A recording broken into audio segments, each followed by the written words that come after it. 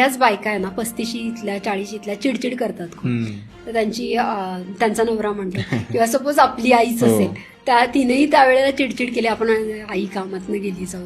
पण त्याच्या मागे पण इतकं सायन्स आहे हे मला खरं स्टडी केल्यावर कळलं. पण त्यावेळेला माझ्या आईला कुठं माहिती होतं. माझ्या सासूबाईंना मी विचारलं, काय हो तुम्हाला पेरिमेनोपॉजचा त्रास झाला का? तर म्हणे काहीच नाही, अशीच गेली माझी पाळी. आणि मी त्यांना विचारलं, मग तुम्हाला काय त्रास झाला? मला बीपी मागे लागला. हे माहितीच नाहीये की बीपी का मागे लागला, कारण तुम्ही पेरिमेनोपॉज काळामध्ये प्राणायाम नाही केले, तुम्ही व्यायाम नाही केला, तुम्ही चालला नाही. ते पण महत्वाचं आहे मग.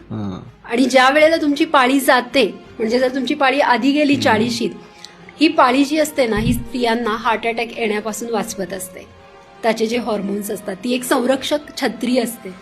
मग तुमची पाळी आधी गेली तर तुम्हाला किती गोष्टी पुढे त्रास देणार आहे.